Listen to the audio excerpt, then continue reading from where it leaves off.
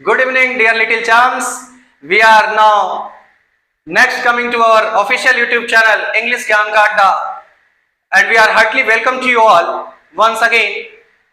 आज आप सभी का फिर से हम हार्दिक स्वागत करते हैं अपने ऑफिशियल यूट्यूब चैनल इंग्लिश ज्ञान के अड्डा की तरफ से। प्यारे दोस्तों, आज आपके लिए हम एक बार फिर से एक शानदार सेशन लेकर आए हुए हैं जिसका नाम है एडम्स फ्रेज।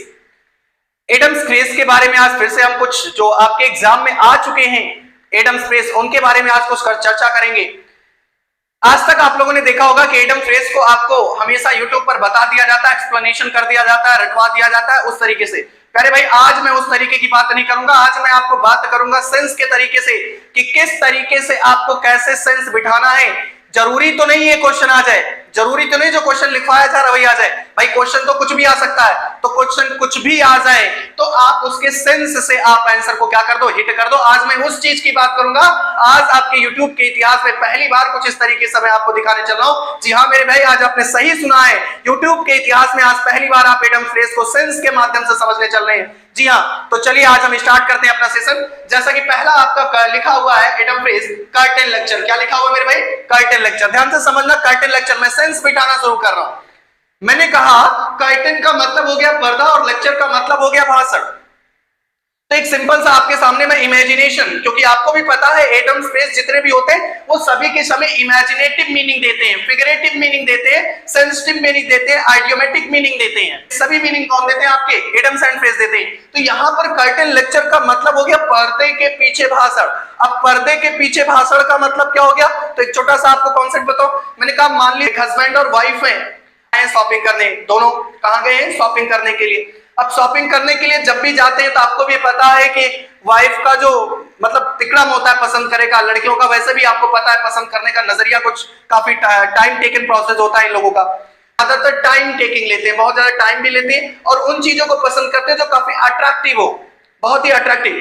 तो वही साथ मैं मान लेता हूं कि यही साथ इन लोगों के साथ भी हुआ, इन दोनों हस्बैंड वाइफ के साथ भी हुआ। वाइफ ने कुछ अट्रैक्टिव चीज पसंद किया जो काफी महंगी थी। वाइफ ने कुछ अट्रैक्टिव चीज पसंद की जो काफी महंगी थी। हस्बैंड साहब ने कहा कि यार ऐसा है कि कुछ कम बजट में काम चला लो। तो उन्होंने फिर इस बात को रखते हुए फिर से देखा तो उसी में 100-200 रुपए कम करके फिर से देखा तो वही चीज पसंद कर लिया।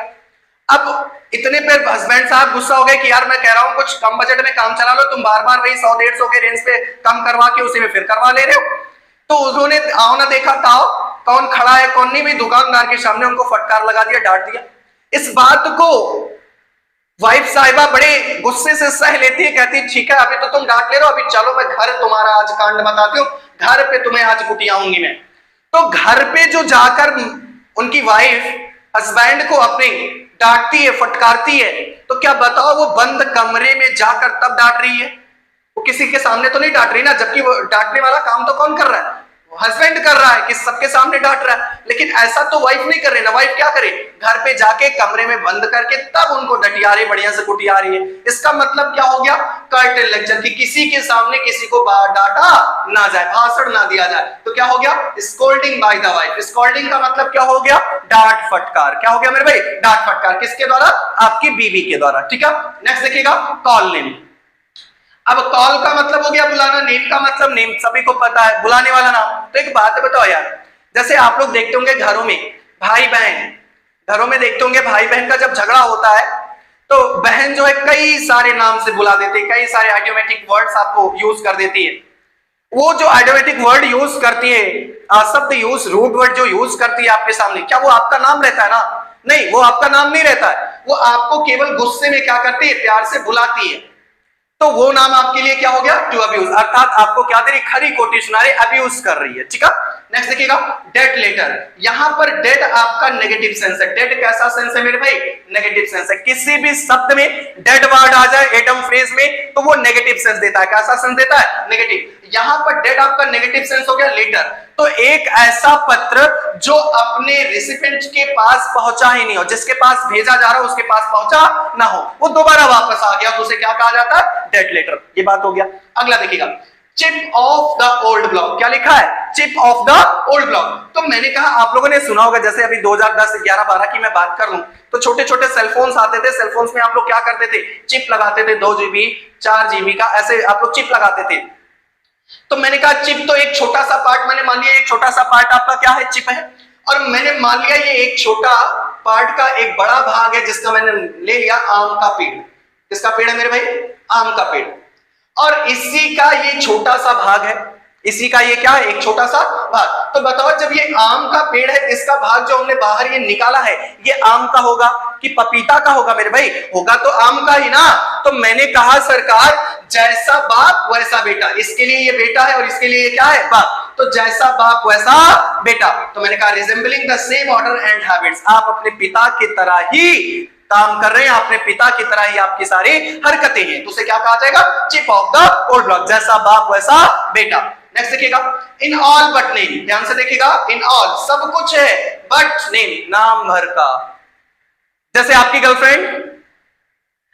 गर्लफ्रेंड क्या है भाई, शादी तो नहीं की हो, लिविंग रिलेशनशिप में रह रहे हो, शादी तो नहीं की हो ना, आप उसको शॉपिंग कराने ले जा रहे हो, साथ में बैठ रहे हो, उठ रहे हो, खाना पीना सब कुछ कर रहे हो, तो क्या है, to have all the powers, सारी पावर्स तो है लेकिन अभी शादी नहीं हुई, मतलब अभी सरकारी ठप्पा लगा नहीं है। जब तक शादी नहीं होगा तब तक सरकारी ठप्पा कैसे लेगा। एग्जांपल और दूं आपको, जैसे प्रेसिडेंट हो गए और प्राइम मिनिस्टर हो गए। प्रेसिडेंट को हमारे संविधान में सबसे पहला नागरिक माना गया है, ठीक है, लेकिन सारी पावर्स किसके अंदर होती है, प्राइम मिनिस्टर साहब के अंदर होती है।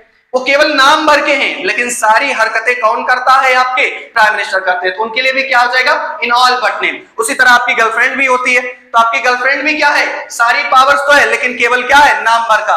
आगे देखिएगा क्या है, एप्पल पाई ऑर्डर, यहां पर एक वर्ड आया है पाई, यहां पर एक वर्ड आया है पाई। तो पाई का मतलब क्या होता है, पाई का मतलब हो गया फ्रूट्स या फिर आपके बेकरी के सामान जिसके ऊपर टॉपअप रखा जाता है, टॉपअप का मतलब क्रीम वगैरह जो रखा जाता है उनको आप कह सकते हैं। तो पाई यहां पर फ्रूट्स को रिलेट करेगा। अब मैंने कहा एप्पल वर्ड, सरकार किस में एप्पल वर्ड आ जाए, सरकार किसी भी एडम फ्रेज के स्टेटमेंट फ्रेज में आपको एप्पल वर्ड दिख जाता है तो वह पॉजिटिव सेंस आता है। कैसा सेंस आता है मेरे भाई, पॉजिटिव सेंस आता है। अब मैंने कहा एप्पल पाई ऑर्डर, तो एक बात बताओ, जब भी आप दुकानदार भैया से सेब खरीदने जाते हो तो दुकानदार भैया देखते होंगे एक ऐसे गत्ते का बॉक्स बना रहता है और उस बॉक्स से वो सेब को निकाल के अपने ठेलिए पर सजाते हैं। तो देखेंगे एक तरह रहता है, वहां पर एक तरीका होता है उस बॉक्स में रखने का। ऐसे नीचे आपका सेब रखा हुआ रहता है, नीचे आपका सेब रखा हुआ, उसके ऊपर एक छोटा सा मतलब कुछ पेपर वगैरह लगा के रख दिया जाता है। फिर से वहां पर ऊपर क्या रखा जाता है, सेब रखा जाता है, फिर से पेपर रखा जाता है, फिर से सेब रखा जाता है, फिर से पेपर रखा जाता है, फिर से सेब रखा जाता है। ऐसे ही तो होता है ना मेरे भाई, आज जाके देखिएगा आप। तो मैंने कहा आप देखिए क्या यहाँ पर एक के ऊपर एक, एक के ऊपर एक, एक के ऊपर एक, एक के ऊपर एक, एक के ऊपर क्या, बताओ सभी के सभी जो सेब हैं वो एक क्रम में रखे गए हैं क्या, सारे के सारे जो सेब हैं वो एक क्रम में रखे गए हैं, तो क्या हो गया, इन प्रॉपर ऑर्डर। क्या हो गया, इन प्रॉपर ऑर्डर। नेक्स्ट क्या है, after one's own heart, after one's own heart, तो यहां पर क्या हो गया, ओन हार्ट वर्ड आया है, अपने हृदय की बात आ रही। तो हार्ट आपका हमेशा पॉजिटिव सेंस देता है। कैसा सेंस देता है मेरे भाई, पॉजिटिव। हार्ट आपका हमेशा पॉजिटिव सेंस देता है। और लिखा है आफ्टर वंस ओन हार्ट, मतलब ये हो गया कि आप कुछ चीजें पसंद जो करते हो उसी पसंद चीजों को आप क्या करो, किसी और से शेयर कर रहे हो। अब फिर चाहे वो खाने की चीजें हो और फिर चाहे वो देखने का दृश्य हो, जो चीजें आपके दिल के बहुत करीब है, दिल के बहुत करीब है, हार्ट बहुत करीब है, वो चीजें आप क्या कर रहे हो, किसी और से शेयर कर रहे हो। क्या कर रहे हो, शेयर द सेम टेस्ट और व्यू, ठीक है ना। अगला देखिएगा, मैन ऑफ लेटर्स, देखिएगा यहां पर लेटर वर्ड नहीं है प्यारे भाई, लेटर्स है, लेटर वर्ड नहीं, यहां पर लेटर्स है, ये प्लूरल है जिसका मतलब हो जाता है आपका लिटरेचर। क्या हो जाता है मेरे भाई, लिटरेचर।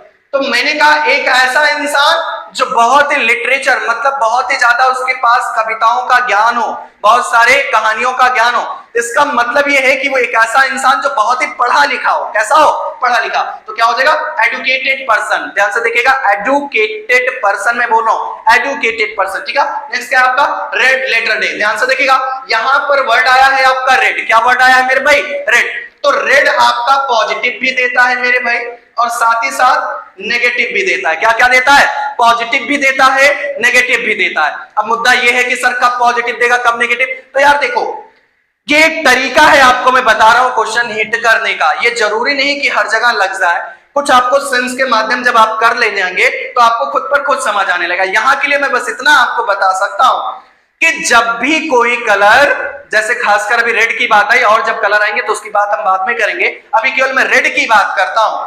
अगर कभी भी रेड कलर स्टेटमेंट के शुरुआत, फ्रेज के शुरुआत में आ जाता है, तब आप उसका सेंस 90% पॉजिटिव मानकर रखिएगा, और अगर बीच में आता है, अंत में आता है, तब आप उसको नेगेटिव मान के रखिएगा।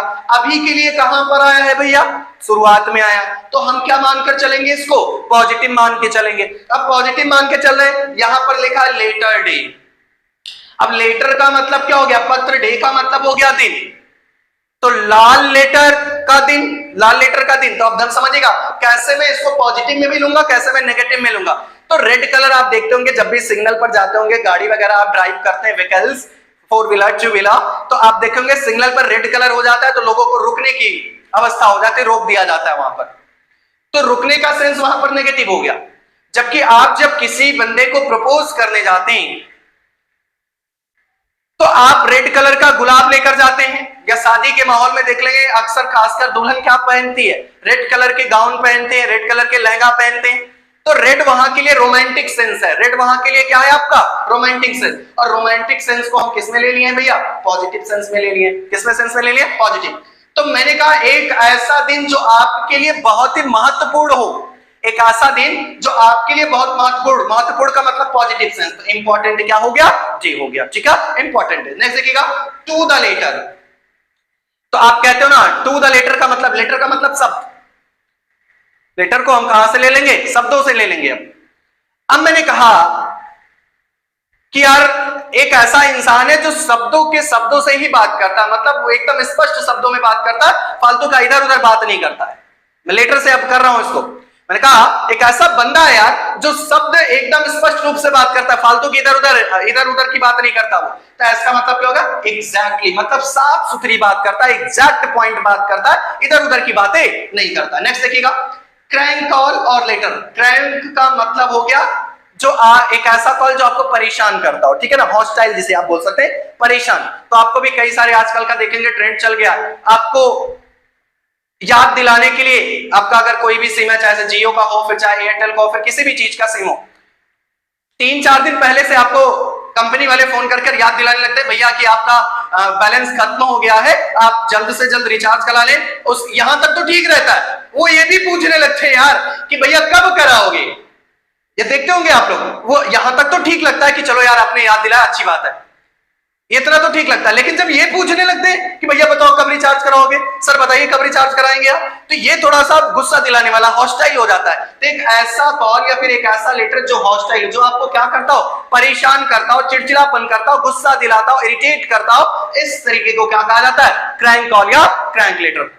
तो मेरे भाई ये आपके टोटल 11 फ्रेज आज हमने कराए हैं। इसी तरीके के लेक्चर्स आपको डेली अब मिलते रहेंगे इडियम फ्रेज को लेकर।